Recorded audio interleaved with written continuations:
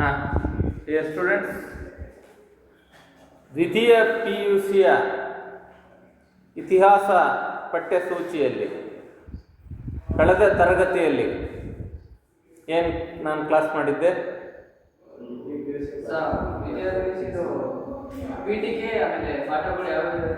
ಪಠ್ಯಸೂಚಿಯ ಬಗ್ಗೆ ನಾನು ಕಳೆದ 5-6 ತರಗತಿಗಳಲ್ಲಿ ದ್ವಿತೀಯ PUCಯಲ್ಲಿ ನೀವು ಓದಬೇಕಾದಂತಹ ಪಠ್ಯಸೂಚಿಯ ಬಗ್ಗೆ ನಾನು ಕೆಲವೊಂದು ವಿಚಾರಗಳನ್ನು ಪ್ರಸ್ತಾಪ ಮಾಡಿದ್ದೆ ಅಲ್ವಾ? ಕರೆಕ್ಟಾ? Am I right?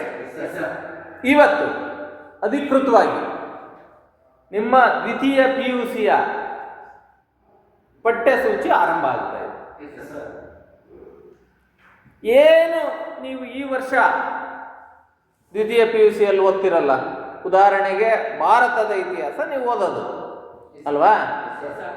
ಭಾರತದ ಇತಿಹಾಸಕ್ಕೆ ಒಂದು ಪೀಠಿಕೆ ಇವತ್ತು ನೀವು ತಿಳ್ಕೋಬೇಕಾಗಿರೋದು ಅಲ್ವಾ?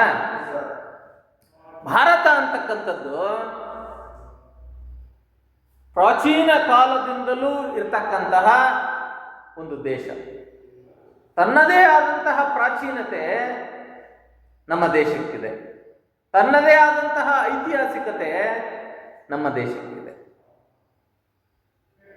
ಭಾರತ ದೇಶ 7 ಖಂಡಗಳಲ್ಲಿ ಒಂದಾಗಿತ್ತು. 7 ಖಂಡಗಳಲ್ಲಿ ದೊಡ್ಡ ಖಂಡ ಎಂದು ಖ್ಯಾತವಾದಂತಹ ಏಷ್ಯಾ ಖಂಡದಲ್ಲೇ ಒಂದು ಉಪಖಂಡವಾಗಿತ್ತು. ಇದನ್ನ ಒಂದು ಉಪಖಂಡ ಅಂತ ಕರೀತಾರೆ. ಒಟ್ಟು ಪ್ರಪಂಚದಲ್ಲಿ ಎಷ್ಟು ಖಂಡಗಳಿದ್ದಾವೆ? 7 ಖಂಡಗಳಿದ್ದಾವೆ. ಗೊತ್ತಾ? ಯಾವ್ಯಾವುದು ಹೇಳ್ತೀರಾ ನೋಡೋಣ? ಹೇಳಿ ನೋಡೋಣ. Asia, Europe, Australia, Antarctica, Africa. ಎಷ್ಟಾಯ್ತು? ಇನ್ನೊಂದು, ಇನ್ನೆರಡು. ಯಾವ್ಯಾವ್ದು ಹೇಳಿದ್ರಿ? ಏಷ್ಯಾ. ನೀವು ಹೇಳಿದಾಗ ನಾನು ಬರೀತೀನಿ. ಏಷ್ಯಾ, ಯುರೋಪ್, ಆಸ್ಟ್ರೇಲಿಯಾ,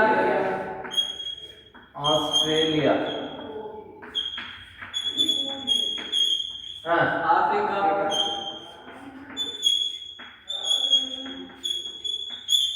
ಅಂಟಾರ್ಟಿಕಾ,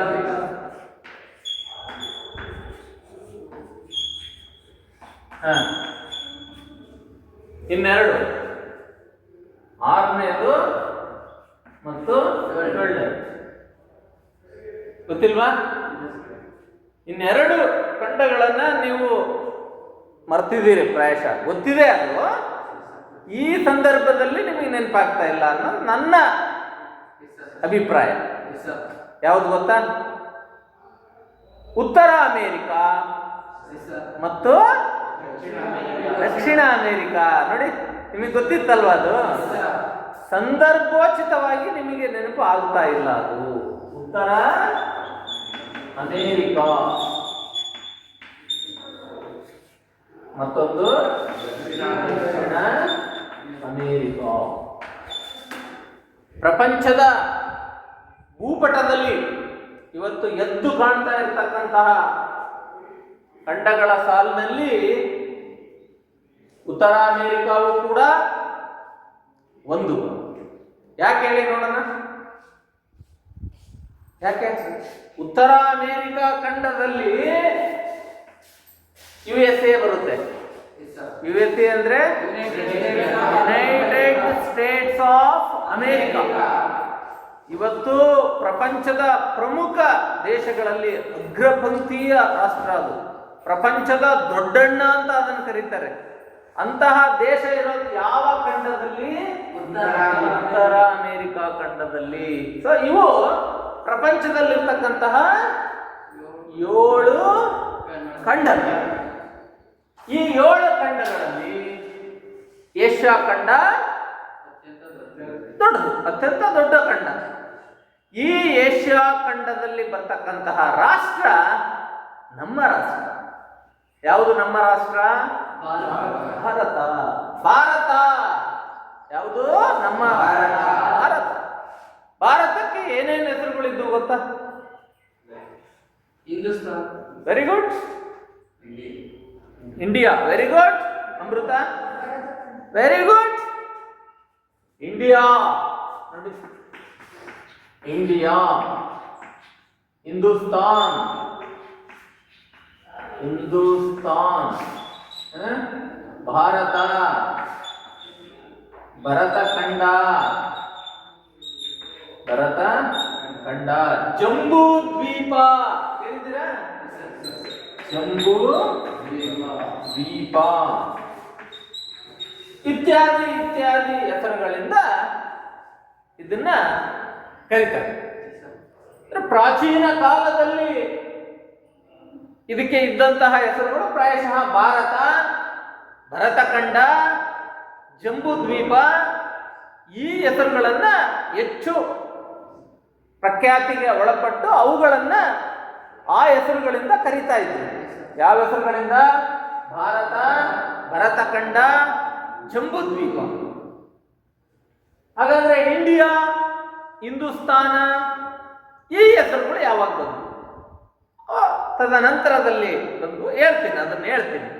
ಅದಕ್ಕಿಂತ ಮುಂಚೆ ಈ ಏಷ್ಯಾ ಖಂಡದಲ್ಲಿ ಒಂದು ಪ್ರಮುಖ ರಾಷ್ಟ್ರವಾದಂತಹ ಭಾರತ ಮತ್ತು ನಾವು ಈ ಭಾರತ ದೇಶದ ಇತಿಹಾಸವನ್ನ ನಾವು ತಿಳಿದುಕೊಳ್ಳುವಂತಹ ಸಂದರ್ಭದಲ್ಲಿ, ಅಂದರೆ ಪ್ರಾಚೀನ ಕಾಲದ ಭಾರತದ ಇತಿಹಾಸವನ್ನ ತಿಳಿದುಕೊಳ್ಳುವಂತಹ ಸಂದರ್ಭದಲ್ಲಿ ಎಷ್ಟೋ ಸಂದರ್ಭಗಳಲ್ಲಿ ಕೇವಲ ನಾವು ಇವತ್ತಿನ ಭಾರತದ ಇತಿಹಾಸವನ್ನು ಅಷ್ಟೇ ತಿಳ್ಕೊಳ್ತಾ ಇಲ್ಲ.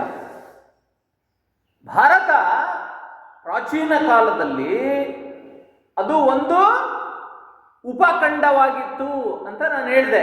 It was an sub continent. It was an sub continent. ಅದೊಂದು ಉಪಖಂಡವಾಗಿತ್ತು. ನಾವು ಉಪಖಂಡದ ವ್ಯಾಪ್ತಿಯಲ್ಲಿ ನಮ್ಮ ದೇಶವನ್ನ ನೋಡೋದಾದ್ರೆ ಇವತ್ತಿನ ನಮ್ಮ ಈ ಭಾರತದ ಜೊತೆಗೆ ಇವತ್ತಿನ ನಮ್ಮ ಈ ಭಾರತ, ಇವತ್ತಿನ ಭಾರತ ಇದು ಕಾಶ್ಮೀರ, ರಾಜಸ್ಥಾನ, ಗುಜರಾತ್, ಮಹಾರಾಷ್ಟ್ರ, ಕರ್ನಾಟಕ, ಕೇರಳ, ತಮಿಳುನಾಡು, ಆಂಧ್ರ ಪ್ರದೇಶ, ಒರಿಸ್ಸಾ, ಪಶ್ಚಿಮ ಬಂಗಾಳ ಇವು ನಾರ್ತ್ ಈಸ್ಟರ್ನ್ ಸ್ಟೇಟ್ಸ್ ಅಂತ ಕರಿತೀವಿ. ಅಲ್ಲಿರ್ತಕ್ಕಂಥವು ಯಾವುವು? ಅರುಣಾಚಲ ಪ್ರದೇಶ, ಅಸ್ಸಾಂ, ಮೇಘಾಲಯ, ನಾಗಾಲ್ಯಾಂಡ್, ಸಿಕ್ಕಿಂ, ಮಿಜೋರಾಂ. ಆ ರಾಜ್ಯಗಳನ್ನು ಏನಂತ ಕರಿತೀವಿ ನಾವು? ಏನಂತ ಕರಿತೀವಿ? ನಾರ್ತ್ ಈಸ್ಟರ್ನ್ ಸ್ಟೇಟ್ಸ್ ಅಂತ ಕರಿತೀವಿ. ಅದನ್ನ ಕನ್ನಡದಲ್ಲಿ ಈಶಾನ್ಯ ಭಾರತದ ರಾಜ್ಯಗಳು ಅಂತ ಕರಿತೀವಿ. ಈಶಾನ್ಯ ಭಾರತದ ರಾಷ್ಟ್ರಗಳು. ಹಾಗೆ ಈ ಕಡೆಗೆ ಬಂದ್ರೆ ಇಲ್ಲಿ ನೋಡಿ, ಬಿಹಾರ, ಉತ್ತರ ಪ್ರದೇಶ, ಉತ್ತರಾಂಚಲ, ಹಿಮಾಚಲ ಪ್ರದೇಶ ಮತ್ತೆ ಜಮ್ಮು ಕಾಶ್ಮೀರವನ್ನ ಮುಟ್ಟುತ್ತೆ. ಇದು ನಮ್ಮ ದೇಶದ ಒಂದು ಗಡಿ ಅಲ್ವಾ? ನಾವು ಉಪಖಂಡದ ವ್ಯಾಪ್ತಿಯಲ್ಲಿ ನಾವು ನಮ್ಮ ದೇಶದ ಇತಿಹಾಸವನ್ನ ಅವಲೋಕಿಸಬೇಕಾದ್ರೆ ಈ ನಮ್ಮ ದೇಶಕ್ಕೆ, ಇವತ್ತಿನ ಭಾರತಕ್ಕೆ ನಾವು ಯಾವ್ಯಾವ ರಾಜ್ಯಗಳ, ಯಾವ್ಯಾವ ದೇಶಗಳನ್ನ ಒಳಪಡಿಸಿಕೊಳ್ತೀವಿ. ಉಪಖಂಡದ ವ್ಯಾಪ್ತಿ ಏನಾಗಿತ್ತು? ಇವತ್ತಿನ ಭಾರತ ಅಷ್ಟೇ ಇತ್ತ? ಇಲ್ಲ ಇಲ್ಲ. ವೆರಿ ಗುಡ್, ಕರೆಕ್ಟ್ ಹೇಳಿದೆ. ಉಪಖಂಡದ ವ್ಯಾಪ್ತಿಯಲ್ಲಿ ನಮ್ಮ ದೇಶದ ಇತಿಹಾಸವನ್ನ ನೋಡಿದ್ರೆ ನಾವು ಇವತ್ತಿನ ಈಗಿರ್ತಕ್ಕಂತಹ ಭಾರತದ ಜೊತೆಗೆ ನಮ್ಮ ನೆರೆಹೊರೆಯ ರಾಷ್ಟ್ರಗಳಾದಂತಹ ಪಾಕಿಸ್ತಾನ. ಎಲ್ಲಿದೆ ಪಾಕಿಸ್ತಾನ? ಪಾಕಿಸ್ತಾನ ಎಲ್ಲಿದೆ? ಜಿಯೋಗ್ರಫಿಯಲ್ಲಿ, ಈ ಭೂಪಟ ನಕ್ಷೆಯಲ್ಲಿ, ಮ್ಯಾಪ್ ಅಲ್ಲಿ ಎಲ್ಲಿ ಬರುತ್ತೆ ನೋಡಿ, ಗಮನಿಸಿ. ಪಾಕಿಸ್ತಾನ. ಈ ಪಾಕಿಸ್ತಾನದ ಮೇಲ್ಭಾಗದಲ್ಲಿ ಇದೆಯಲ್ಲ ಆಫ್ಘಾನಿಸ್ತಾನ. ಅದು ಉಪಖಂಡದ ವ್ಯಾಪ್ತಿಯಲ್ಲಿ ಭಾರತದ ಅಡಿಯಲ್ಲೇ ಬರ್ತಕ್ಕಂತಹ ರಾಷ್ಟ್ರ. ಉಪಖಂಡದ ನೆಲೆಯಲ್ಲಿ ನಾವು ಇತಿಹಾಸವನ್ನ ಅವಲೋಕಿಸಿದ್ರೆ ಪಾಕಿಸ್ತಾನವೂ ನಮ್ಮ ದೇಶಕ್ಕೆ ಸೇರಿತ್ತು, ಅಫ್ಘಾನಿಸ್ತಾನವೂ ನಮ್ಮ ದೇಶಕ್ಕೆ ಸೇರಿತ್ತು. ಇದರ ಜೊತೆಗೆ ದ್ವೀಪ ರಾಷ್ಟ್ರ. ಯಾವುದು ದ್ವೀಪ ರಾಷ್ಟ್ರ? ಶ್ರೀಲಂಕಾ. ಯಾವುದನ್ನ ದ್ವೀಪ ಅಂತ ಕರಿತೀವಿ ನಾವು? ಆ ಭೂಪ್ರದೇಶ ಒಂದು ಭಾಗದಲ್ಲಿ ಮಾತ್ರ ಭೌಗೋಳಿಕ ಪ್ರದೇಶ ಇದ್ರೆ, ಅದನ್ನ ಭೂಪ್ರದೇಶ ಇದ್ರೆ ಅದನ್ನೇನಂತ ಕರಿತೀವಿ ನಾವು? ದ್ವೀಪ ಅಂತ ಕರಿತೀವಿ. ಹಾಗಾಗಿ ಶ್ರೀಲಂಕಾ ದ್ವೀಪ ರಾಷ್ಟ್ರವಾದಂತಹ ಶ್ರೀಲಂಕಾ, ಇದರ ಜೊತೆಗೆ ಬಾಂಗ್ಲಾದೇಶ, ಭೂತಾನ, ನೇಪಾಳ ಇವೆಲ್ಲವುಗಳ ಜೊತೆಗೆ ಮಯನ್ಮಾರ್ ಅನ್ನ ಹಿಂದೆ ಬರ್ಮಾ ಅಂತ ಕರೀತಿದ್ರು. ಏನಂತ ಕರೀತಿದ್ರು? ಬರ್ಮಾ. ಈಗ ಅದನ್ನ ಮಯನ್ಮಾರ್ ಅಂತ ಕರೀತಾರೆ. ನಿಮಗೆ ಸ್ಪರ್ಧಾತ್ಮಕ ಪರೀಕ್ಷೆಗಳಲ್ಲೂ ಕೂಡ ಕೇಳಬಹುದು, ಮಯನ್ಮಾರಿನ ಇಂದಿನ ಹೆಸರು ಏನು, ಇವತ್ತಿಂದಲ್ಲ ಹಿಂದಿಂದು ಫಾಸ್ಟ್ ಹೆಸರು ಏನು ಅಂತ ಕೇಳಬಹುದು. ಬರ್ಮಾ ಇಲ್ಲಿದೆಯಲ್ಲ, ಇದು ಇಷ್ಟೂ ಭೌಗೋಳಿಕ ಪ್ರದೇಶವನ್ನ ಸೇರಿಸಿ ನಮ್ಮ ದೇಶವನ್ನ ಪ್ರಾಚೀನ ಕಾಲದಲ್ಲಿ ಏನಂತ ಕರೀತಾ ಇದ್ರು? ಉಪಖಂಡ ಅಂತ ಕರೀತಿದ್ರು. It was a subcontinent ಅಂತ ಕರೀತಾ ಇದ್ರು. ಗೊತ್ತಾಯ್ತಾ? ಈ ಸಬ್ ಕಾಂಟಿನೆಂಟಿನ ಒಂದು ಭೌಗೋಳಿಕ ವ್ಯಾಪ್ತಿ ಏನಾಗಿತ್ತು? ಅದಕ್ಕೆ ನಮ್ಮ ದೇಶ ಪ್ರಾಚೀನ ಕಾಲದಿಂದಲೂ ಕೂಡ ಅಪಾರವಾದಂತಹ ಸಾಹಿತ್ಯದ ಭಂಡಾರವನ್ನೇ ಹೊಂದಿದೆ. ವೇದಗಳು, ಆಗಮಗಳು, ಉಪನಿಷತ್ತುಗಳು, ಪುರಾಣಗಳು, ಮಹಾಕಾವ್ಯಗಳು ಎಂಬ ಪ್ರಕಾರದ ಸಾಹಿತ್ಯವನ್ನ, ಸಮೃದ್ಧವಾದಂತಹ ಸಾಹಿತ್ಯ ಭಂಡಾರವನ್ನ ನಮ್ಮ ದೇಶ ಹೊಂದಿದೆ. ಇಂತಹ ಸಾಹಿತ್ಯ ಪ್ರಕಾರದಲ್ಲಿ ಪುರಾಣಗಳಿದಾವಲ್ಲ, ಆ ಪುರಾಣದಲ್ಲಿ ಒಂದು ಪುರಾಣ ಇದೆ, ವಿಷ್ಣು ಪುರಾಣ ಅಂತ. ವಿಷ್ಣು ಪುರಾಣ. ಈ ವಿಷ್ಣು ಪುರಾಣದಲ್ಲಿನ ಒಂದು ಶ್ಲೋಕದಲ್ಲಿ, ಶ್ಲೋಕ ಅಂದ್ರೆ ಸಂಸ್ಕೃತದ ಪದ್ಯಗಳು, 2 ಸಾಲು ಹೊಂದಿರತಕ್ಕಂತಹ ಸಂಸ್ಕೃತದ ಪದ್ಯಗಳನ್ನ ನಾವು ಶ್ಲೋಕಗಳು ಅಂತ ಕರಿತೀವಿ. ಈ ವಿಷ್ಣು ಪುರಾಣದಲ್ಲಿ ಉಲ್ಲೇಖಿತವಾಗಿರ್ತಕ್ಕಂತಹ ಒಂದು ಶ್ಲೋಕ ನಮಗೆ ಪ್ರಾಚೀನ ಕಾಲದ ಭಾರತದ ವ್ಯಾಪ್ತಿಯನ್ನ ತಿಳ್ಕೊಳ್ಳಿಕ್ಕೆ ಸಹಕಾರಿಯಾಗಿದೆ. ಏನ್ ಹೇಳುತ್ತಾ ಆ ಶ್ಲೋಕ? ಸಂಸ್ಕೃತದಲ್ಲಿದೆ ಅದು ಶ್ಲೋಕ. ಉತ್ತರಂ ಯತ್ ಸಮುದ್ರಸ್ಯ ಇಮಾದೃಶ್ಚೈವ ದಕ್ಷಿಣಂ. ನೋಡಿ, ಹೇಳ್ತೀರಾ? ನೋಡೋಣ, ಹೇಳಿ ನೋಡೋಣ. ಉತ್ತರಂ ಯತ್ ಸಮುದ್ರಸ್ಯ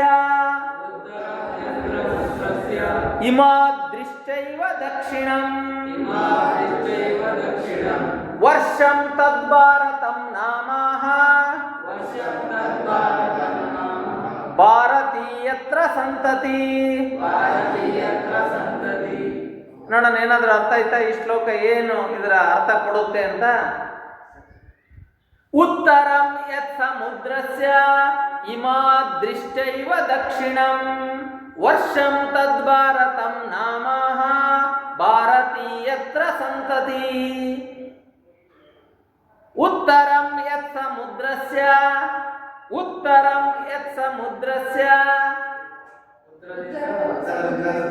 ಸಮುದ್ರದಿಂದ ಉತ್ತರಕ್ಕಿರ್ತಕ್ಕಂತಹ ನಾಡು, ಮತ್ತು ಇಮಾದೃಶ್ಚೈವ ದಕ್ಷಿಣಂ ಅಂತ ಹೇಳುತ್ತೆ. ನೋಡಿ, ಇಲ್ಲೆಲ್ಲ ಸಮುದ್ರ ಇದೆಯಲ್ಲ, ಇದೆಲ್ಲ ಹಿಂದೂ ಮಹಾಸಾಗರ. ಈ ಹಿಂದೂ ಮಹಾಸಾಗರದಿಂದ ಮೇಲ್ಪಟ್ಟಿರ್ತಕ್ಕಂತಹ ನಾಡೇ ಭರತಖಂಡ. ಹಾಗೆಯೇ ಉತ್ತರ ಭಾರತದ ಉತ್ತರದಲ್ಲಿ ಗಡಿಯಲ್ಲಿ ನೋಡಿ, ಇಲ್ಲಿ ಬರುತ್ತೆ. ಏನ್ ಬರುತ್ತೆ ಇಲ್ಲಿ ಗೊತ್ತಾ? ಹಿಮಾಚಲ ಪ್ರದೇಶ ಅಲ್ಲ, ಹಿಮಾಲಯ ಪರ್ವತ ಶ್ರೇಣಿಗಳು ಬರ್ತವೆ. ಇಲ್ಲಿ ತಡೆ ಗೋಡೆಯ ತರ ಇದೆ. ನೈಸರ್ಗಿಕವಾಗಿ ನಮ್ಮ ದೇಶಕ್ಕೆ ಬಹಳಷ್ಟು ರಕ್ಷಣೆಯನ್ನ ಕೊಟ್ಟಿರ್ತಕ್ಕಂತಹ ಪರ್ವತಗಳು. ಆಮೇಲೆ ಹೇಳ್ತೀನಿ. ಈ ಹಿಮಾಲಯ ಪರ್ವತದಿಂದ ಕೆಳಗಿರ್ತಕ್ಕಂತಹ ಭೂಪ್ರದೇಶ ಮತ್ತು ಸಮುದ್ರದಿಂದ ಮೇಲಿರ್ತಕ್ಕಂತಹ ನಾಡೇ ಭರತಖಂಡ. ಭರತಖಂಡ. ಇಲ್ಲಿ ವಾಸಿಸುತ್ತಿರುವ ಜನ ನಮ್ಮ ಪೂರ್ವಿಕರಿದ್ರಲ್ಲ, ಇವರೆಲ್ಲ ಯಾರು? ಭರತನ ವಂಶಸ್ಥರು ಅಂತ ಈ ವಿಷ್ಣು ಪುರಾಣದ ಈ ಶ್ಲೋಕ ಹೇಳುತ್ತೆ. ಹಾಗಾದ್ರೆ ಭರತ ಯಾರು? ಪ್ರಶ್ನೆ ನಿಮಗೆ ಬರುತ್ತೆ ಅಲ್ವಾ? ಭರತ ಯಾರು? ರಾಜ. ಯಾವ ರಾಜ? ರಾಮರ ತಮ್ಮ. ಅವನು ಭರತನೇ, ಆದ್ರೆ ಇಲ್ಲಿ ಹೇಳ್ತಕ್ಕಂತಹ ಭರತ ಅವನಲ್ಲ. ನೀನು ಹೇಳ್ತಕ್ಕಂಥದ್ದು ದಶರಥ ಮಹಾರಾಜನ ಮಗ. ಶ್ರೀರಾಮಚಂದ್ರ ಕಾಡಿಗೆ ವನವಾಸಕ್ಕೆ ಹೋದಂತಹ ಸಂದರ್ಭದಲ್ಲಿ ಶ್ರೀರಾಮಚಂದ್ರನ ಪಾದುಕೆಗಳ ಪೂಜೆ ಮಾಡಿಕೊಂಡು ಅವನ ಹೆಸರಿನಲ್ಲಿ ರಾಜ್ಯಭಾರ ಮಾಡಿದಂತಹ ರಾಜನ ಹೆಸರು ಭರತನೇ. ಆದ್ರೆ ಈ ಭರತನೇ ಬೇರೆ. ಈ ಭರತ ಯಾರು ಅಂದ್ರೆ ದುಷ್ಯಂತ ಮಹಾರಾಜ ಮತ್ತು ಶಕುಂತಲೆ ಇವರ ಮಗ. ಆ ಭರತನ ವಂಶಸ್ಥರು ಇಲ್ಲಿರ್ತಕ್ಕಂಥ ನಮ್ಮ ಪೂರ್ವಿಕರೆಲ್ಲ ಯಾರು? ಆ ಭರತನ ವಂಶಸ್ಥರು. ಭರತನಿಂದ ಈ ಒಂದು ದೇಶಕ್ಕೆ ಭಾರತ ದೇಶ ಅಂತಕ್ಕಂತಹ ಹೆಸರು ಬಂತು. ಅದಕ್ಕೆ ಒಂದು ಸಣ್ಣ ಕತೆ ನನಗೆ ನೆನಪಾಗುತ್ತೆ. ನಿಮಗೆಲ್ಲ ಪ್ರಾಯಶಃ ಕೇಳಿರ್ಬೋದು. ನೀವು ಪ್ರಾಥಮಿಕ ತರಗತಿಗಳಲ್ಲಿ, ಪ್ರೌಢಶಾಲೆಗಳಲ್ಲಿ ನೀವು ವ್ಯಾಸಂಗ ಮಾಡ್ತಕ್ಕಂತಹ ಸಂದರ್ಭದಲ್ಲಿ ಕೇಳಿರ್ಬೋದು ಅಥವಾ ಕೇಳಿಲ್ಲದೇನೂ ಇರೋ ಸಾಧ್ಯತೆ ಇದೆ. ಈ ಭರತ ಹೇಗೆ ದುಷ್ಯಂತ ಮಹಾರಾಜನ ಮಗ ಆದ? ದುಷ್ಯಂತ ಮಹಾರಾಜ ಅವನೊಬ್ಬ ಮಹಾರಾಜ. ದುಷ್ಯಂತ ಯಾರು? ಅವನೊಬ್ಬ ಮಹಾರಾಜ. ಈ ದುಷ್ಯಂತ ಮಹಾರಾಜ ಒಂದ್ಸಲ ರಾಜ ಮಹಾರಾಜರುಗಳೆಲ್ಲ ಹಂಟಿಂಗಿಗೆ ಹೋಗ್ತಾರೆ. ಹಂಟಿಂಗ್ ಅಂದ್ರೇನು? ಬೇಟೆ ಆಡೋದ್ರಲ್ಲಿ ನಿಷ್ಣಾತರಾಗಿದ್ದಂಥವ್ರು ಪ್ರಾಚೀನ ಕಾಲದ ರಾಜ ಮಹಾರಾಜರುಗಳು. ಅವ್ರಿಗೊಂದೊಂದು ಹವ್ಯಾಸ ಆಗಿತ್ತು. ಹಾಗೆ ದುಷ್ಯಂತ ಮಹಾರಾಜ ಕಾಡಿಗೆ ಬೇಟೆ ಆಡಲಿಕ್ಕೆ ಹೋದ. ಕಾಡಿಗೆ ಬೇಟೆ ಆಡಲಿಕ್ಕೆ ಹೋದಂತಹ ಸಮಯದಲ್ಲಿ ಅವನೊಂದು ಜಿಂಕೆಗೆ ಬಾಣ ಇಟ್ಟು ಹೊಡಿತಾನೆ. ಆ ಜಿಂಕೆ ತಕ್ಷಣ ತಪ್ಪಿಸ್ಕೊಂಡು ಬಂದ್ಬಿಟ್ಟು ಕಣ್ವ ಮುನಿಗಳ ಆಶ್ರಮದ ಹತ್ರಕ್ಕೆ ಓಡಿ ಬರುತ್ತೆ. ಎಲ್ಲಿಗೆ ಬರುತ್ತೆ? ಕಣ್ವ ಮುನಿಗಳ ಆಶ್ರಮದ ಕಡೆಗೆ ಓಡಿ ಬರುತ್ತೆ. ಆ ಜಿಂಕೆಯನ್ನೇ ಹಿಂಬಾಲಿಸ್ಕೊಂಡು ಬರ್ತಾನೆ ಅವನು ರಾಜ. ಯಾವ ರಾಜ? ರಾಜ ಯಾರು? ನಾನೀಗ ಹೇಳಿದ್ನಲ್ಲ, ದುಷ್ಯಂತ ಮಹಾರಾಜ. ದುಷ್ಯಂತ ಮಹಾರಾಜ ಆ ಕಣ್ವ ಮುನಿಗಳ ಆಶ್ರಮಕ್ಕೆ ಬಂದಾಗ ಆಶ್ರಮದಲ್ಲಿ ಕಣ್ವ ಮುನಿಗಳಿರಲಿಲ್ಲ. ಬದಲಾಗಿ ಕಣ್ವ ಮುನಿಗಳ ಸಾಕು ಮಗಳಾದಂತಹ ಶಕುಂತಲೆ ಅಲ್ಲಿ ಹೊರಗೆ ಊದೋಟಕ್ಕೆ ನೀರನ್ನ ಎರಿತಾ ಇದೆ. ಅಪ್ಸರ್ಯ, ಆಕೆ ಅಪಾರವಾದಂತಹ ಸೌಂದರ್ಯವತಿಯಾಗಿದೆ. ಆ ಶಕುಂತಲೆಯನ್ನ ನೋಡಿದಂತಹ ದುಷ್ಯಂತ ಮಹಾರಾಜ ನೋಡ್ತಿದ್ದಾಗೆ ಆ ಶಕುಂತಲೆಯನ್ನ ನೋಡಿ ಮನಸೋತು ಬಿಡ್ತಾನೆ. ಶಕುಂತಲೆಯೂ ಕೂಡ ಆ ದುಷ್ಯಂತ ಮಹಾರಾಜನನ್ನ ನೋಡಿ ದುಷ್ಯಂತ ಮಹಾರಾಜನಿಗೆ ಮನಸೋತು ಬಿಡ್ತಾಳೆ. ದುಷ್ಯಂತ ಮಹಾರಾಜ ಮತ್ತು ಶಕುಂತಲೆ ಇವರಿಬ್ಬರ ಮಧ್ಯೆ ಪ್ರೇಮಾಂಕುರ ಆಗುತ್ತೆ. ಪ್ರೇಮಾಂಕುರವಾದ ಬಳಿಕ ದುಷ್ಯಂತ ಮಹಾರಾಜ ಆ ಶಕುಂತಲೆಯನ್ನ ಗಾಂಧರ್ವ ವಿವಾಹ ಆಗ್ತಾನೆ. ಕಣ್ವ ಮುನಿಗಳ ಆಶ್ರಮದಲ್ಲಿರೋಲ್ಲ, ಗಾಂಧರ್ವ ವಿವಾಹ ಆಗ್ತಾನೆ. ಇವರಿಬ್ಬರ ಪ್ರೇಮದ ಕುರುಹಾಗಿ ಶಕುಂತಲೆ ಗರ್ಭಿಣಿ ಆಗ್ತಾಳೆ, ಗರ್ಭವತಿ ಆಗ್ತಾಳೆ. ಅವರಿಬ್ಬರ ಪ್ರೇಮದ ಸಂಕೇತಕ್ಕೆ ದುಷ್ಯಂತ ಮಹಾರಾಜ ಒಂದು ಉಂಗುರವನ್ನ ಕೊಡ್ತಾನೆ. ತಾನು ತೊಡ್ತಿದ್ದಂತಹ ಉಂಗುರವನ್ನ ಕೊಟ್ಟು, ನೀನು ನಿನ್ನ ತಂದೆ ಕಣ್ವ ಮಹರ್ಷಿಗಳು ಬಂದ ಮೇಲೆ ನನ್ನ ಅರಮನೆಗೆ ಬಾ ಅಂತ ಹೇಳ್ಬಿಟ್ಟು ಅವನು ಅರಮನೆಗೆ ವಾಪಸ್ ಹೋಗ್ತಾನೆ. ಅವನು ವಾಪಸ್ ಹೋದಾಗ ಏನ್ ನೋಡಿ, ಬಹಳ ಟರ್ನಿಂಗ್ ಪಾಯಿಂಟ್, ವಿಚಿತ್ರವಾದಂತಹ ಟರ್ನಿಂಗ್ ಪಾಯಿಂಟ್. ಕಣ್ವ ಮುನಿಗಳ ಆಶ್ರಮಕ್ಕೆ ಮತ್ತೋರ್ವ ಋಷಿಯಾದಂತಹ ದೂರ್ವಾಸ ಮುನಿ ಅಂತ ಕೇಳಿದಿರಿ ಹೆಸರು? ದೂರ್ವಾಸ ಮುನಿಗಳು ಬರ್ತಾರೆ. ದೂರ್ವಾಸ ಮುನಿಗಳು ಬಂದಾಗೂ ಕೂಡ ಕಣ್ವ ಮಹರ್ಷಿಗಳು ಆಶ್ರಮದಲ್ಲಿ ಇರಲಿಲ್ಲ. ಅದಕ್ಕೆ ಬದಲಾಗಿ ಯಾರಿದ್ರು? ಶಕುಂತಲೆ ಇದ್ಲು. ಆತನ ಸಾಕು ಮಗಳಾದಂತಹ ಶಕುಂತಲೆ ಅಲ್ಲಿದ್ಲು. ಶಕುಂತಲೆ ಏನ್ ಮಾಡ್ತಾ ಇದ್ಲು? ಊದೋಟಕ್ಕೆ ನೀರು ಆವಾಗ ಬಿಡ್ತಾ ಇದ್ಲು, ಇಷ್ಟೊತ್ತು ಬಿಡ್ತಾ ಇರ್ಲಿಲ್ಲ ನೀರನ್ನ. ಏನ್ ಮಾಡ್ತಾ ಇದ್ಲು? ತನ್ನ ಗಂಡ, ಈಗಾಗಲೇ ಅವರಿಬ್ಬರ ಮಧ್ಯೆ ಗಾಂಧರ್ವ ವಿವಾಹ ಆಗಿಬಿಟ್ಟಿದೆ, ತನ್ನ ಪತಿಯಾದಂತಹ ದುಷ್ಯಂತನನ್ನೇ ನೆನಪು ಮಾಡ್ತಂತ ದುಷ್ಯಂತನ ನೆನಪಿನಲ್ಲಿ ಕಾಲ ಕಳೀತಾ ಇದ್ಲು. ದೂರ್ವಾಸ ಮುನಿ ಬಂದರೂ ಕೂಡ ಆಕೆಗೆ ಅವನು ಬಂದಿರೋದು ಕೂಡ ಗೊತ್ತಾಗ್ಲಿಲ್ಲ. ಅವನು ಕೂಡ ಮಹರ್ಷಿ, ಅವನಿಗೂ ಕೂಡ ತಪಶಕ್ತಿ ಇತ್ತು. ಸಿಟ್ಟು ಬಂದ್ಬಿಡುತ್ತೆ. ಅವನು ಬಂದರೂ ಕೂಡ ಶಕುಂತಲೆ ಅವನನ್ನ ಮಾತನಾಡಿಸದೆ, ಅವನನ್ನ ಉಪಚರಿಸದೆ ದುಷ್ಯಂತ ಮಹಾರಾಜನ ನೆನಪಿನಲ್ಲಿ ತೇಲಾಡ್ತಾ ಇರ್ತಾಳೆ. ಆಗ ದೂರ್ವಾಸ ಮುನಿಗೆ ಕೋಪ ಬಂದ್ಬಿಡುತ್ತೆ. ಕೋಪ ಬಂದು ಏನ್ ಮಾಡ್ತಾನೆ ಗೊತ್ತೇನು? ದೂರ್ವಾಸ ಮುನಿ ಏನ್ ಮಾಡ್ಬೋದು ಹೇಳಿ ನೋಡೋಣ, ಕೇಳಿದ್ದೀರಾ ಇವಾಗ ಯಾವಾಗಾದ್ರೂ ಈ ಕಥೆಯ? ಏನ್ ಮಾಡ್ಬೋದು ಅವನು? ಏನಂತ ಶಾಪ ಕೊಡ್ತಾನೆ? ವೆರಿ ಗುಡ್, ಶಾಪ ಕೊಟ್ಟ. ಏನಂತ ಶಾಪ ಕೊಟ್ಟ? ಶಾಪವನ್ನು ಏನಂತ ಕೊಟ್ಟ?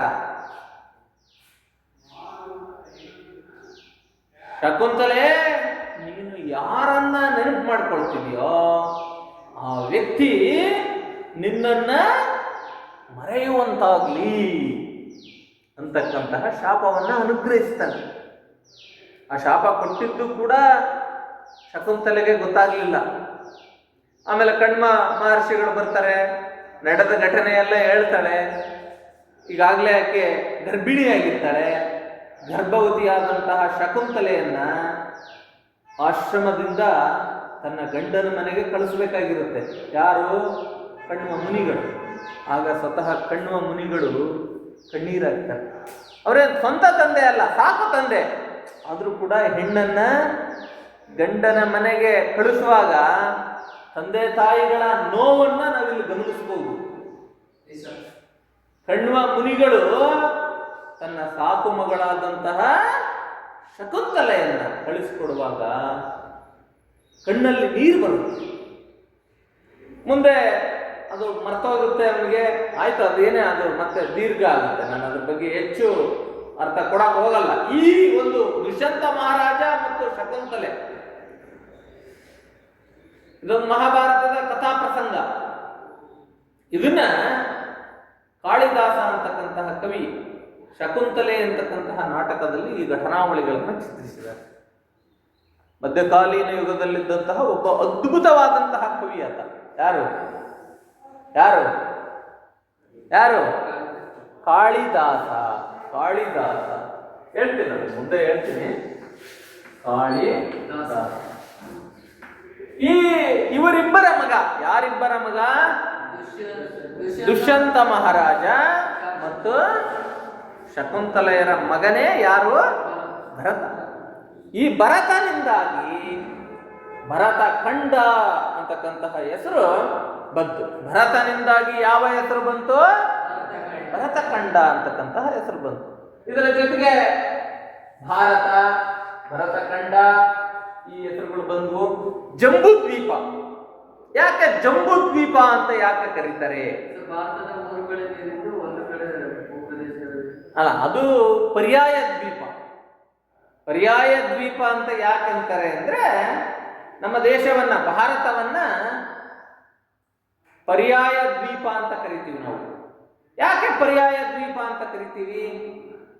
ಮೂರು ಕಡೆ ನೀರು ಆವರಿಸಿದೆ ಮತ್ತು ಒಂದು ಕಡೆ ಮಾತ್ರ ಭೂಪ್ರದೇಶ ಇರೋದ್ರಿಂದ ಭಾರತ ಒಂದು ಪರ್ಯಾಯ ದ್ವೀಪ ಅಂತ ಕರಿತೀವಿ. ಆದ್ರೆ ಇಲ್ಲಿ ಕರೆದಿರೋದು ಪರ್ಯಾಯ ದ್ವೀಪ ಅಲ್ಲ, ಜಂಬೂ ದ್ವೀಪ. ಜಂಬೂ ದ್ವೀಪ. ಯಾಕೆ ಜಂಬೂ ದ್ವೀಪ ಅಂತ ಕರೀತಾರೆ? ಅದಕ್ಕೆ ಜೈನ ಮತ್ತು ಬೌದ್ಧ ಸಾಹಿತ್ಯಗಳು ಹೇಳ್ತವೆ. ಯಾಕೆ ಜಂಬೂ ದ್ವೀಪ ಅಂತ ಕರೆದ್ವಿ ಅಂದ್ರೆ ನಮ್ಮ ಭಾರತದ ಆಕಾರ ಇದೆಯಲ್ಲ, ಆಕಾರ ಆಕಾರ ಇದೆ ಇದೆ ಇದರ ಆಕಾರ ಇದೆಯಲ್ಲ, ಇದು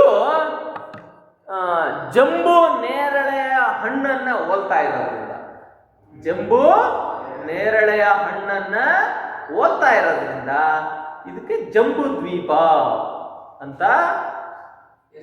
ಬಂತು ಹೆಸರು ಅಂತಕ್ಕಂಥದ್ದನ್ನ ಜೈನ ಮತ್ತು ಬೌದ್ಧ ಸಾಹಿತ್ಯ ಕೃತಿಗಳು ಉಲ್ಲೇಖಿಸ್ತವೆ. ಹಾಗೆಯೇ ಹಿಂದೂಸ್ತಾನ್, ಇಂಡಿಯಾ, ಇಂಡಿಯಾ ಅಂತಕ್ಕಂತಹ ಹೆಸರು ಹೇಗೆ ಬಂತು?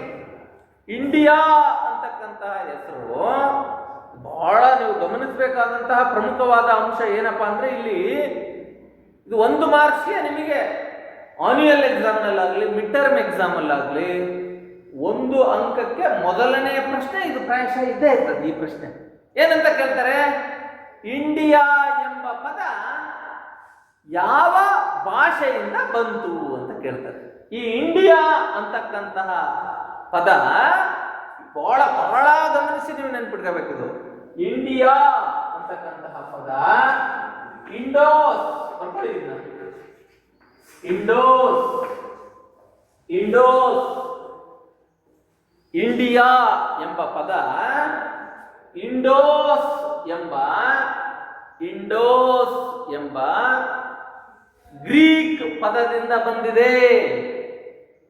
ಇಂಡೋಸ್ ಎಂಬ ಗ್ರೀಕ್ ಪದದಿಂದ ಬಂದಿದೆ.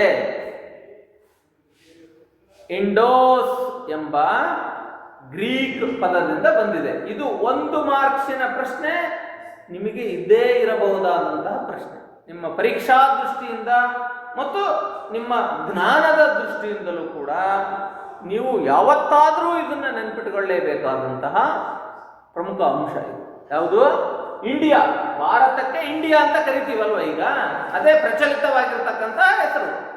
ಈ ಇಂಡಿಯಾ ಅಂತಕ್ಕಂತಹ ಶಬ್ದ ಯಾವ ಪದದಿಂದ ಬಂತು? ಇಂಡೋಸ್ ಅಂತಕ್ಕಂತಹ ಪದದಿಂದ ಬಂತು. ಹಾಗಾದ್ರೆ ಈ ಇಂಡೋಸ್ ಯಾವ ಭಾಷೆಯ ಪದ? ಗ್ರೀಕ್ ಭಾಷೆಯ ಪದ. ಗ್ರೀಕ್ ಭಾಷೆಯ ಇಂಡೋಸ್ ಎಂಬ ಪದದಿಂದ ಇವತ್ತಿನ ಇಂಡಿಯಾ ಅಂತಕ್ಕಂಥದ್ದು ಬಂದಿದೆ. ಹಾಗಾದ್ರೆ ಪ್ರಾಚೀನ ಕಾಲದಲ್ಲಿ ಬಂದಂತಹ ನಮ್ಮ ದೇಶಕ್ಕೆ ಬಂದಂತಹ ಪರ್ಷಿಯನ್ನರಿದ್ರಲ್ಲ, ಅವರಿಗೆ ನಮ್ಮ ದೇಶದ ವಾಯುವ್ಯ ಭಾಗದಲ್ಲಿ ಹರಿತಾ ಇದ್ದಂತಹ ಒಂದು ದೊಡ್ಡ ನದಿ ಇದೆ. ಯಾವ್ದು ಗೊತ್ತಾ ನದಿ? ಸಿಂಧೂ ನದಿ. ಕೇಳಿದ್ದೀರಾ? ಈ ಸಿಂಧೂ ನದಿಯನ್ನ ಸಿಂಧು ಅಂತ ಕರೆಯಕ್ಕೆ ಬರಲಿಲ್ಲ ಅವರಿಗೆ. ಸಿ ಅನ್ನೋದು ಅಲ್ಲಿ ಅಪಭ್ರಂಶ ಆಗಿದೆ. ಸಿಂಧು ಅನ್ನೋದನ್ನ ಕರೆಯಕ್ಕೆ ಹೋಗಿ ಹಿಂದೂ ಅಂತ ಕರೆದ್ರು. ಸಿಂಧೂ ನದಿ ಅವರ ಬಾಯಲ್ಲಿ ಏನಾಯ್ತು? ಹಿಂದೂ ಆಯ್ತು. ಹಿಂದೂ ಆಯ್ತು, ಹಿಂದೂ ನದಿ ಆಯ್ತು. ಈ ಸಿಂಧೂ ನದಿಯಿಂದ ಹಿಂದೂ ನದಿಯಾಗಿ ಇಂಡಿಯಾ ಅಂತಕ್ಕಂತಹ ಹೆಸರು ಬಂತು ನಮ್ಮ ದೇಶಕ್ಕೆ. ಮುಂದೆ ಅದೇ ಇವತ್ತಿನ ಕಾಲದಲ್ಲಿ ಇಂಡಿಯಾ ಮತ್ತು ಹಿಂದೂಸ್ತಾನ್ ಅಂತಲೂ ಕೂಡ ಇದನ್ನ ಕರೀತಾರೆ. ಹಿಂದೂಸ್ತಾನ್ ಅಂತಲೂ ಕೂಡ ಇದನ್ನ ಕರೀತಾರೆ. ಕ್ಲಿಯರ್? ಈಗ ಇದಕ್ಕೊಂದು ನಿಮಗೆ ಇಂಟ್ರಡಕ್ಷನ್ ಅರ್ಥ ಆಯ್ತು ಅಂತ ಅನ್ಕೊಂಡಿದ್ದೀನಿ. ಇಲ್ಲಿ ಏನಾದರೂ ನಿಮಗೆ ಅನುಮಾನಗಳಿದೆಯಾ? ಡೌಟ್ ಇದೆಯಾ? ನೀಟಾಗಿ ಅರ್ಥ ಆಯ್ತಾ? ನೀವು ನೀಟಾಗಿ ಅರ್ಥ ಆಗಿದೆ ಅಂದ್ರೆ ನಾನು ಮುಂದಕ್ಕೆ ಹೋಗ್ತೀನಿ. We shall move to the next point. ಮುಂದಿನ ಅಂಶಕ್ಕೆ ನಾವು ಇಂಡೋಸ್ ಅಂತಕ್ಕಂಥದ್ದು ಅದೊಂದು ಶಬ್ದ, ಅಲ್ಲಿ ಎಲ್ಲಿ ಗ್ರೀಕ್ನ ಒಂದು ಪದ, ಅದರಿಂದ ಬಂದಿದೆ. ಇಂಡೋಸ್ ಅಂತಕ್ಕಂಥದ್ದು ಏನು ಅಂತಕ್ಕಂಥದ್ಕಿನ ಈ ಅವ್ರ ಪರ್ಷಿಯನ್ನರು ಇಲ್ಲಿ ಬಂದ್ರಲ್ಲ ಭಾರತಕ್ಕೆ, ಕೆಲವು ಜನಕ್ಕೆ ಸಾನ್ನ ಸಾ ಇದೆಯಲ್ಲ, ಸಂತೋಷ ಆ ಶಬ್ದವನ್ನ ಉಪಯೋಗಿಸಕ್ ಬರಲ್ಲ ಕೆಲವರಿಗೆ. ಸಂತೋಷ ಅಂತಾರೆ. ಶಾವನ್ನ ಉಪಯೋಗಿಸಕ್ ಬರಲ್ಲ ಕೆಲವರಿಗೆ. ಸಂತೋಷ ಅನ್ನಕ್ ಬರಲ್ಲ. ಏನಂತಾರೆ ಅವ್ರು ಗೊತ್ತಾ? ಸಂತೋಷ ಅಂತಾರೆ. ಗೊತ್ತಾ?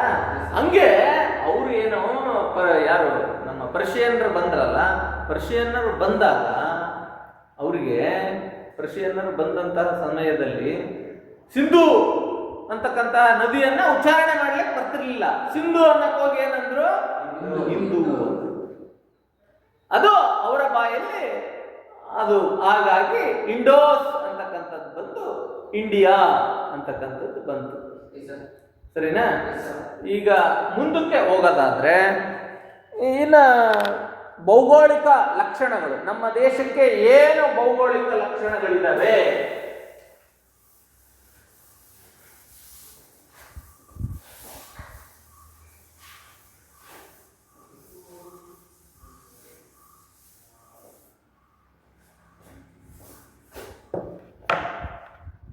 ಭಾರತ ದೇಶಕ್ಕಿರ್ತಕ್ಕಂತಹ ಭೌಗೋಳಿಕ ಲಕ್ಷಣಗಳು.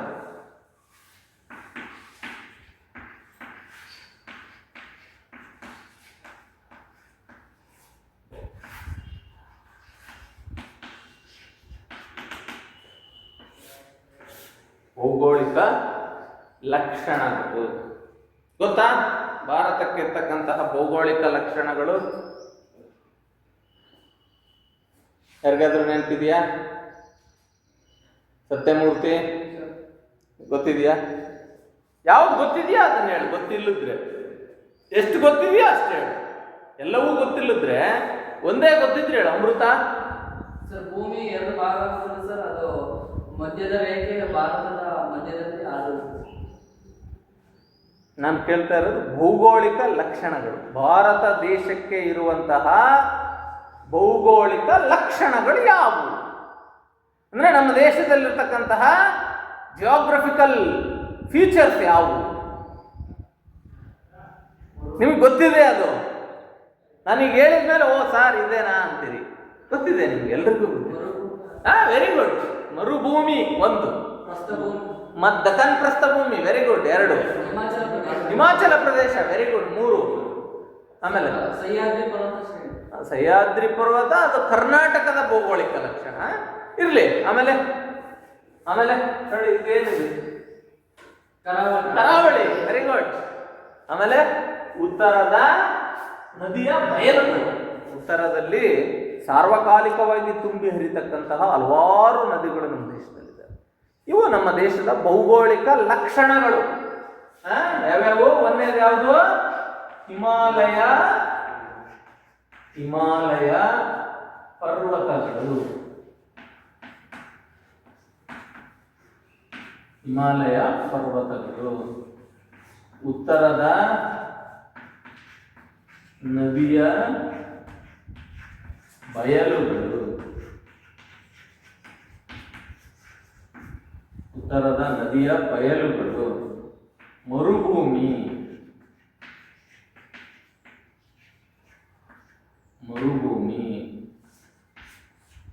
ದಕ್ಷಿಣದ ಪ್ರಸ್ಥಭೂಮಿ.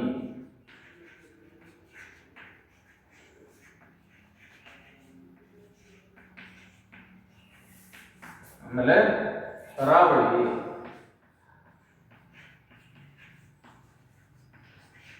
ಇನ್ನು ಒಂದು ಹೇಳೋದಾದ್ರೆ ದೇಶದ ಒಳಗಿರ್ತಕ್ಕಂತಹ ಪರ್ವತಗಳು. ನೀನು ಹೇಳ್ತೇನೆ ಸಹ್ಯಾದ್ರಿನ ಇಲ್ಲೂ ಸೇರಿಸಬಹುದು.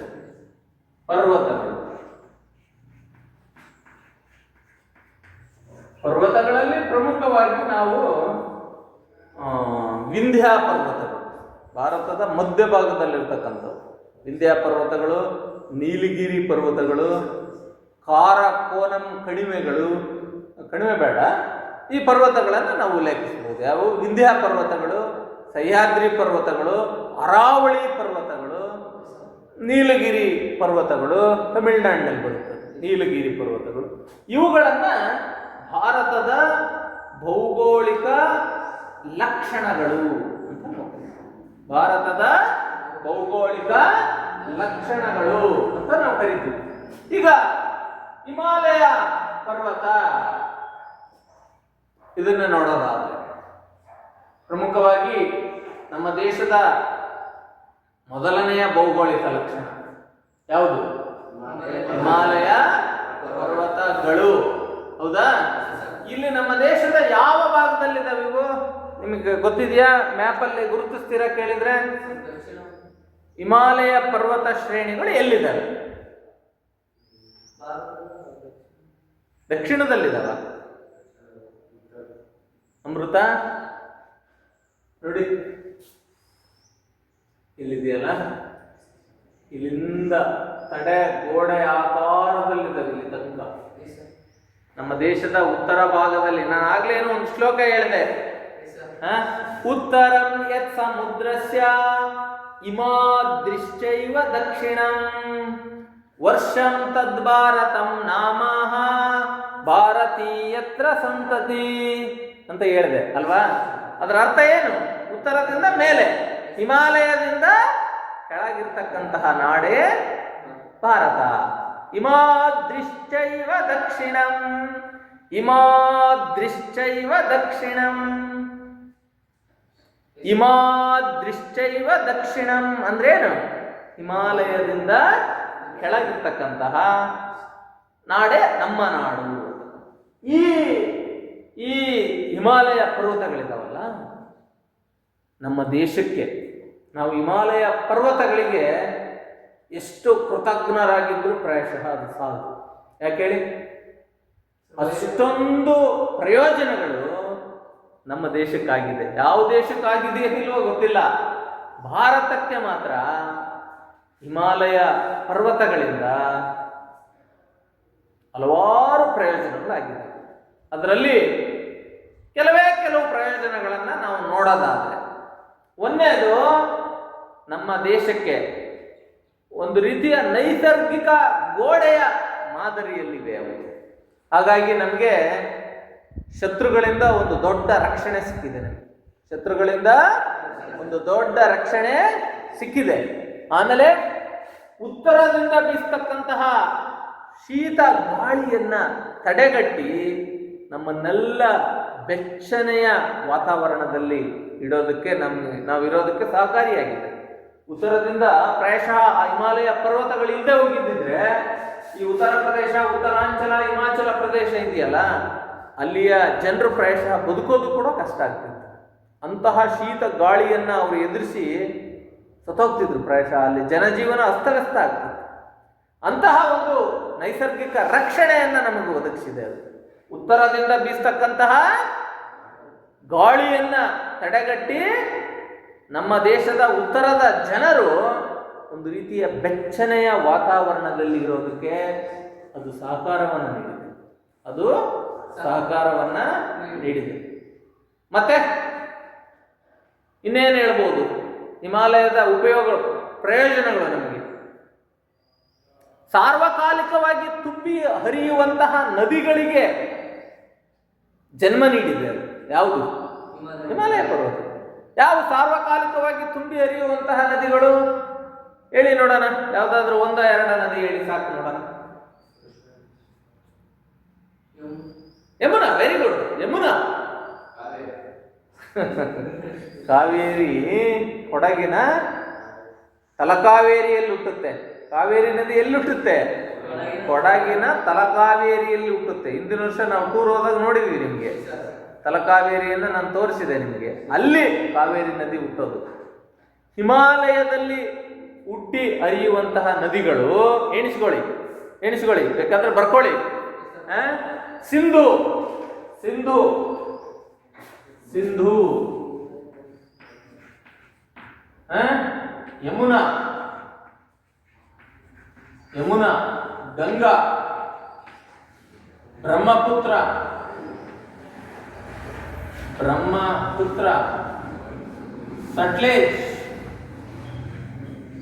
ಸಟ್ಲೇಜ್, ಇವು ಪ್ರಮುಖವಾಗಿ ನಾನು ದೊಡ್ಡ ದೊಡ್ಡ ನದಿಗಳ ಹೆಸರನ್ನಷ್ಟೇ ಹೇಳಿದೆ.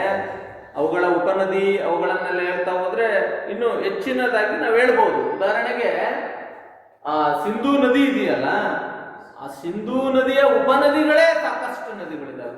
ಸಟ್ಲೇಜ್, ರಾವಿ, ಜೀಲಂ, ಚಿನಾಬ್, ಬಿಹಾಸ್, ಇವೆಲ್ಲ ಆ ಸಿಂಧೂ ನದಿಯ ಉಪನದಿಗಳು. ಇವೆಲ್ಲವೂ ಕೂಡ ಹುಟ್ಟೋದು ಹಿಮಾಲಯ ಪರ್ವತ ಶ್ರೇಣಿಗಳಲ್ಲೇ. ಈ ನದಿಗಳು ನಮ್ಮ ಕರ್ನಾಟಕದಲ್ಲಿರ್ತಕ್ಕಂತಹ ನದಿಗಳಿದಾವಲ್ಲ, ಉದಾಹರಣೆ ಕಾವೇರಿ, ತುಂಗಭದ್ರಾ, ಕೃಷ್ಣ, ಇವೆಲ್ಲ ಸಾರ್ವಕಾಲಿಕವಾಗಿ ತುಂಬಿ ಹರಿತಾವ? ವರ್ಷದ 365 ದಿನನೂ ತುಂಬಿ ಹರಿತಾವ? ಇಲ್ಲ, ಕೇವಲ ಮಳೆಗಾಲದಲ್ಲಿ ಮಾತ್ರ ತುಂಬಿ ಹರಿತವೆ. ಆದ್ರೆ ಇವು ಸಿಂಧು, ಯಮುನಾ, ಗಂಗಾ, ಬ್ರಹ್ಮಪುತ್ರ, ಸಟ್ಲೇಜ್, ರಾವಿ, ಜೀಲಂ, ಚಿನಾಬ್ ಬಿಹಾಸ್, ಈ ನದಿಗಳು ವರ್ಷದ 365 ದಿನನೂ ತುಂಬಿ ಹರಿತವೆ. ಹೇಗೆ? ಸರ್ ಬಿಸಿಲು ಬಂದಾಗ ಹಿಮ ಕರಗಿ. Very good, very very good, very good. ಮಳೆಗಾಲದಲ್ಲಿ ಮಳೆಯಿಂದ ಸಹಜವಾಗಿ ಸ್ವಾಭಾವಿಕವಾಗಿ ಅವು ತುಂಬಿ ಇರ್ತವೆ. ಬೇಸಿಗೆಯ ಬಿಸಿಲಿನಲ್ಲಿ ಹಿಮಾಲಯದ ಹಿಮ ಇದೆಯಲ್ಲ, ಮಂಜುಗಡ್ಡೆ, ಅದು ಕರಗಿ ದ್ರವ ರೂಪಕ್ಕೆ ಪರಿವರ್ತನೆಯಾಗಿ ಅದರಿಂದ ಅವು ತುಂಬಿ ಇರ್ತವೆ. ಹಾಗಾಗಿ ಸಾರ್ವಕಾಲಿಕವಾಗಿ ತುಂಬಿ ಹರಿಯುವಂತಹ ನದಿಗಳು ಅಂತ ಕರಿತೀವಿ ನಾವು. ಯಾವನ್ನ? ಹಿಮಾಲಯದಲ್ಲಿ ಹುಟ್ಟುವಂತಹ ನದಿಗಳನ್ನು. ಈ ನದಿಗಳು ನಮ್ಮ ದೇಶದ ಉತ್ತರ ಭಾರತದಲ್ಲಿ ಬಯಲುಗಳನ್ನು ನಿರ್ಮಿಸಿದೆ. ಇಲ್ಲಿ ಉತ್ತರ ಪ್ರದೇಶ, ಮಧ್ಯಪ್ರದೇಶ, ಬಿಹಾರ, ಪಂಜಾಬ್, ಇಲ್ಲೆಲ್ಲ, ಮತ್ತೆ ಪಾಕಿಸ್ತಾನನೂ ಕೂಡ ಒಂದು ಕಾಲದಲ್ಲಿ ಭಾರತದ ಭಾಗವೇ ಆಗಿತ್ತಲ್ವಾ. ಸೊ ಈ ನದಿಗಳು ರಭಸವಾಗಿ ಹರಿಯುವಂತಹ ಸಮಯದಲ್ಲಿ ಫಲವತ್ತಾದಂತಹ ಮೆಕ್ಕಲ ಮಣ್ಣನ್ನ ತೆಗೆದುಕೊಂಡು ಬಂದು ಉತ್ತರ ಭಾರತದ ಆ ಬಯಲಿನಲ್ಲಿ ಬಿಡ್ತಾರೆ. ನೋಡಿ, ಇದೆ ಉತ್ತರ ಭಾರತದ ನದಿಯ ಬಯಲುಗಳು. ಈ ನದಿಯ ಬಯಲುಗಳು ಫಲವತ್ತಾದ ಮಣ್ಣಿನಿಂದ ಕೂಡಿತು ಕೃಷಿಗೆ ಯೋಗ್ಯವಾದಂತಹ ಭೂಮಿಯನ್ನ ಸೃಷ್ಟಿ ಮಾಡಿ ಸೃಷ್ಟಿ ಮಾಡಿದೆ. ಇವತ್ತು ಹಸಿರು ಕ್ರಾಂತಿಯ ಪ್ರಭಾವದಿಂದಾಗಿ ನಮ್ಮ ದೇಶದಲ್ಲಿ, ಆ ಉತ್ತರ ಭಾರತದಲ್ಲಿ ಭತ್ತ, ಗೋಧಿ, ಕಬ್ಬು ಮೊದಲಾದಂತಹ ಕೃಷಿ ಚಟುವಟಿಕೆಯಲ್ಲಿ ಅಲ್ಲಿನ ಜನ ನಿರತರಾಗಿದ್ದಾರೆ. ಹಾಗೆಯೇ ನಮ್ಮ ದೇಶಕ್ಕೆ ಮರುಭೂಮಿ ಇದೆ. ಎಲ್ಲಿದೆ ಮರುಭೂಮಿ ಗೊತ್ತಾ? ರಾಜಸ್ಥಾನದಲ್ಲಿದೆ. ನಮ್ಮ ದೇಶದಲ್ಲಿರ್ತಕ್ಕಂತಹ ಏಕೈಕ ಮರುಭೂಮಿ ಒಂದೇ. ಯಾವುದು?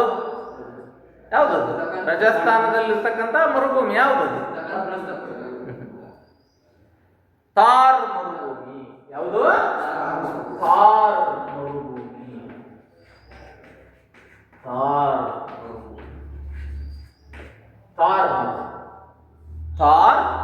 ಮರುಭೂಮಿ ಎಲ್ಲಿದೆ ಇದು? ಥಾರ್ ಮರುಭೂಮಿ ರಾಜಸ್ಥಾನದಲ್ಲಿದೆ. ಇದು ದೇಶದಲ್ಲಿರ್ತಕ್ಕಂತಹ ಅತಿ ದೊಡ್ಡ ಮರುಭೂಮಿ. ಡೆಸರ್ಟ್ ಅಂತ ಕರಿತೀವಿ ಇಂಗ್ಲಿಷ್ನಲ್ಲಿ. ಏನಂತ ಕರಿತೀವಿ? ಡೆಸರ್ಟ್ ಅಂತ ಕರಿತೀವಿ. ಡೆಸರ್ಟ್ ಪ್ರಪಂಚದಲ್ಲಿರ್ತಕ್ಕಂತಹ ಅತಿ ದೊಡ್ಡ ಮರುಭೂಮಿ ಯಾವುದಾಗತ್ತೆ ಗೊತ್ತಿದೆಯಾ? ದಕ್ಷಿಣ ಅಮೇರಿಕಾ ಅಂತ ಒಂದು ಖಂಡ ಬರುತ್ತಲ್ಲ, ಆ ಖಂಡದಲ್ಲಿ ಬ್ರೆಜಿಲ್ ಅಂತಕ್ಕಂತಹ ಒಂದು ದೇಶ ಇದೆ. ಅಲ್ಲಿ ಸಹರಾ ಮರುಭೂಮಿ ಅಂತ ಇದೆ. ಸಹರಾ ಮರುಭೂಮಿ ಓದಿರ್ಬೋದು. ಸಹರಾ ಈ ಸಹರಾ ಮರುಭೂಮಿ ಪ್ರಪಂಚದಲ್ಲೇ ಅತಿ ದೊಡ್ಡ ಮರುಭೂಮಿ. ಹಾಗೆಯೇ ಕರಾವಳಿ ನಮ್ಮ ದೇಶಕ್ಕೆ ಸುಮಾರು 5,000 ಮೈಲಿಗಳ ಲೆಕ್ಕದಲ್ಲಿ 5,000ಕ್ಕೂ ಹೆಚ್ಚು ಮೈಲಿಗಳ ಸುದೀರ್ಘವಾದಂತಹ ಕರಾವಳಿ ನಮ್ಮ ದೇಶಕ್ಕೆ. ನೋಡಿ, ಇಲ್ಲಿಂದ ಆರಂಭ ಗುಜರಾತ್, ಅಲ್ಲಿಂದ ಆರಂಭ ಆಗಿದ್ದು ಸೀದಾ ಪಶ್ಚಿಮ ಬಂಗಾಳ, ತ್ರಿಪುರ ಇದೆಯಲ್ಲ, ಅಲ್ಲಿ ತನಕಲೂ ಹೋಗುತ್ತೆ. ಬಹಳ ಉದ್ದನೆಯ ಕರಾವಳಿ ನಮ್ಮ ದೇಶಕ್ಕಿದೆ. ಈ ಕರಾವಳಿಯಿಂದಲೂ ಕೂಡ ನಮಗೆ ಪ್ರಾಚೀನ ಕಾಲದಲ್ಲಿ ಶತ್ರುಗಳ ಆಕ್ರಮಣದಿಂದ ನಮಗೆ ಕರಾವಳಿ ರಕ್ಷಣೆಯನ್ನು ಒದಗಿಸಿದೆ. ಇವುಗಳ ಜೊತೆಗೆ ಭಾರತದಲ್ಲಿರ್ತಕ್ಕಂತಹ ದೊಡ್ಡ ದೊಡ್ಡ ರೇವು ಪಟ್ಟಣಗಳು, ಕಲ್ಕತ್ತಾ, ವಿಶಾಖಪಟ್ಟಣಂ, ಚೆನ್ನೈ ಅಂದರೆ ಇಂದಿನ ಮಡ್ರಾಸ್, ಕಲ್ಲಿಕೋಟೆ, ಕ್ಯಾಲಿಕಟ್ ಅಂತ ಕರಿತೀವಿ ಅದನ್ನ, ಕಲ್ಲಿಕೋಟೆ, ಮಂಗಳೂರು, ಕಾರವಾರ, ಮತ್ತೆ ಬಾಂಬೆ, ಸೂರತ್ ಮೊದಲಾದಂತಹ ರೇವು ಪಟ್ಟಣಗಳು ಅಂದ್ರೆ ರೇವು ಪಟ್ಟಣ ಅಂದ್ರೆ ಏನು? ಬಂದರುಗಳ ನಿಲ್ದಾಣಗಳನ್ನ ರೇವು ಪಟ್ಟಣ ಅಂತ ಕರಿತೀವಿ. ಇವೆಲ್ಲ ಭಾರತದ ರೇವು ಪಟ್ಟಣಗಳೇ. ನಾನು ಹೇಳಿದ್ನಲ್ಲ, ಯಾವ್ಯಾವ ಹೇಳಿ ನೋಡೋಣ. Surat, very good. ವಿಶಾಖಪಟ್ಟಣ, ಮಂಗಳೂರು, ಕಾರವಾರ, ಮಡ್ರಾಸ್, ಬಾಂಬೆ, ಕಲ್ಕತ್ತಾ. ಇವೆಲ್ಲ ಭಾರತದ ದೊಡ್ಡ ದೊಡ್ಡ ರೇವು ಪಟ್ಟಣಗಳು, ದೊಡ್ಡ ದೊಡ್ಡ, ಸಣ್ಣವನು ಹೇಳಿದ್ರೆ ನೂರಾರು ರೇವು ಪಟ್ಟಣಗಳಿದ್ದಾವೆ. ಸರಿನಾ? ಸೊ ಈ ಒಂದು ರೇವು ಪಟ್ಟಣಗಳ ಮೂಲಕ ಭಾರತ ವಿದೇಶದ ವ್ಯಾಪಾರ ಮತ್ತು ವಾಣಿಜ್ಯದ ಸಂಪರ್ಕವನ್ನ ಸೃಷ್ಟಿ ಮಾಡಿಕೊಂಡಿದೆ. ಈ ರೇವು ಪಟ್ಟಣಗಳ ಮೂಲಕ ಬೇರೆ ದೇಶಗಳಿಗೆ ಹಡಗುಗಳು ಹೋಗ್ತವೆ, ಏನನ್ನ ಒಯ್ತವೆ? ಅವ್ರಿಗೆ ಬೇಕಾದಂತಹ ವಸ್ತುಗಳನ್ನ ಇಲ್ಲಿಂದ ತಗೊಂಡು ಹೋಗ್ತವೆ. ಹಾಗೆಯೇ ನಮಗೆ ಬೇಕಾದಂತಹ ವಸ್ತುಗಳನ್ನ ಅಲ್ಲಿಂದ ತರ್ತವೆ. ಆಮದು ಮತ್ತು ರಫ್ತು ಈ ಹಡಗುಗಳ ಮೂಲಕ ನಡೀತದೆ. ಇದರಿಂದ ವ್ಯಾಪಾರ ಮತ್ತು ವಾಣಿಜ್ಯ ಏನಾಗಿದೆ? ಬೆಳವಣಿಗೆಯಾಗಿದೆ. ಅಂತಾರಾಷ್ಟ್ರೀಯ ಮಟ್ಟದ ವ್ಯಾಪಾರ ಮತ್ತು ವಾಣಿಜ್ಯ ಯಾವುದ್ರ ಮೂಲಕ ನಡೀತಾ ಇದೆ? ಈ ಬಂದರುಗಳ ಮೂಲಕ ನಡೀತಾ ಇದೆ. ಈ ಬಂದರುಗಳು ಎಲ್ಲಿದ್ದಾವೆ? ಕರಾವಳಿಯಲ್ಲಿದ್ದಾವೆ. ನೋಡಿ, ಅದು ಕೂಡ ನಮಗೆ ಒಂದು ಬಹಳ ಪ್ರಮುಖವಾಗಿ. ಇನ್ನು ದಕ್ಷಿಣದ ಪ್ರಸ್ಥಭೂಮಿ, ದಕ್ಷಿಣದ ಪ್ರಸ್ಥಭೂಮಿ ಈ ಭಾಗವನ್ನು ದಕ್ಷಿಣದ ಪ್ರಸ್ಥಭೂಮಿ ಅಂತ ನಾವು ಕರಿತೀವಿ. ಇನ್ನು ಪರ್ವತಗಳು ನಮ್ಮ ದೇಶದ ಒಳಗಡೆನೆ, ಹಿಮಾಲಯ ಪರ್ವತಗಳು ನಮ್ಮ ದೇಶದಿಂದ ಹೊರಗಿದ್ದಾವೆ, ನಮ್ಮ ದೇಶದ ಒಳಗಿಲ್ಲ ಅವು. ಆದರೆ ನಮ್ಮ ದೇಶದ ಒಳಗೆ ಹಲವಾರು ಪರ್ವತಗಳಿದ್ದಾವೆ. ಅವುಗಳಲ್ಲಿ ಒಂದು ಪ್ರಮುಖವಾಗಿ ನಾವು ಹೇಳಬಹುದಾದಂತಹ ಪರ್ವತಗಳು ಈ ಮಧ್ಯಪ್ರದೇಶ ಬರುತ್ತಲ್ಲ, ಈ ಮಧ್ಯಪ್ರದೇಶದಲ್ಲಿ ವಿಂಧ್ಯ ಪರ್ವತಗಳು ಬರ್ತವೆ. ವಿಂಧ್ಯ ಪರ್ವತಗಳು ಬರ್ತವೆ. ದೇಶದ ಒಳಗಿರ್ತಕ್ಕಂತಹ ದೊಡ್ಡ ಪರ್ವತ ಶ್ರೇಣಿಗಳು ವಿಂಧ್ಯ ಪರ್ವತ. ಹಾಗೆಯೇ ಸಹ್ಯಾದ್ರಿ ಪರ್ವತ ಶ್ರೇಣಿ, ನೀನು ಹೇಳಿದಲ್ಲ, ಕರ್ನಾಟಕದಲ್ಲಿ ಬರ್ತಕ್ಕಂಥದ್ದು. ನೀಲಗಿರಿ ಪರ್ವತ ಶ್ರೇಣಿ, ನೀಲಗಿರಿ ನೋಡಿ, ತಮಿಳುನಾಡಿನಲ್ಲಿ ಬರುತ್ತೆ ನೀಲಗಿರಿ. ದಕ್ಷಿಣ ಭಾರತದ ಅತಿ ಎತ್ತರದ ಪರ್ವತ ಇರೋದಲ್ಲೇ, ಎಲ್ಲಿದೆ? ನೀಲಗಿರಿ ಪರ್ವತ ಶ್ರೇಣಿಯಲ್ಲಿ. ಯಾವುದು ಗೊತ್ತಾ? ದೊಡ್ಡ ಬೆಟ್ಟ ಅಂತ ಕರಿತೀವಿ ಅದನ್ನು.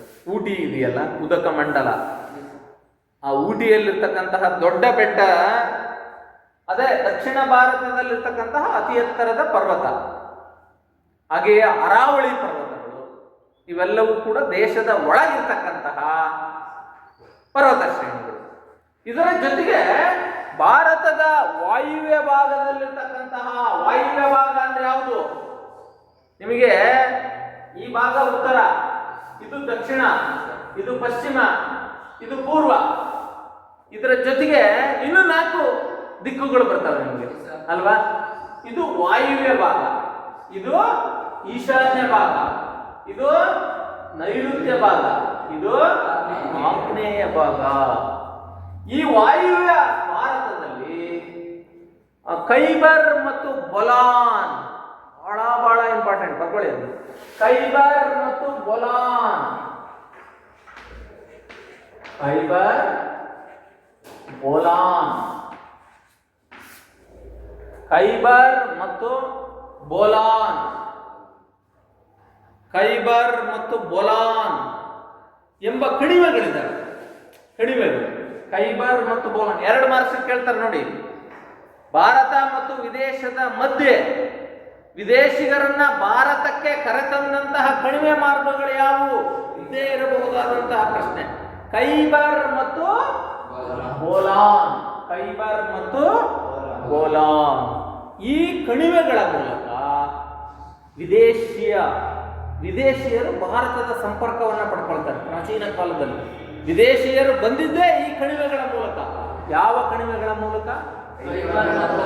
ಖೈಬರ್ ಮತ್ತು ಬೋಲಾನ್, ಖೈಬರ್ ಮತ್ತು ಬೋಲಾನ್ ಕಣಿವೆಗಳ ಮೂಲಕ ಈ ವಿದೇಶಿಗರು ಇಲ್ಲಿಗೆ ಬರ್ತಾರೆ. ವಿದೇಶಿಗರು ಇಲ್ಲಿಗೆ ಬರ್ತಾರೆ. ಬಹಳವಾದಂತಹ ಇಂಪಾರ್ಟೆಂಟ್. ಇನ್ನು ನೆಕ್ಸ್ಟ್ ಮುಂದೆ ಭಾರತದ ಇತಿಹಾಸದ ವಿಶಿಷ್ಟ ಲಕ್ಷಣಗಳು, ಭಾರತದ ಇತಿಹಾಸದ ವಿಶಿಷ್ಟ ಲಕ್ಷಣಗಳನ್ನು ನಾವು ಮುಂದಿನ ತರಗತಿಯಲ್ಲಿ, ನಾಳಿನ ತರಗತಿಯಲ್ಲಿ ಅದರ ಬಗ್ಗೆ ಡಿಸ್ಕಸ್ಸನ್ನು ಮಾಡೋಣ. ನಾಳಿನ ತರಗತಿಯಲ್ಲಿ ಅದರ ಬಗ್ಗೆ ನಾವು ಮಾಹಿತಿಯನ್ನು ತಿಳ್ಕೊಳ್ಳೋಣ.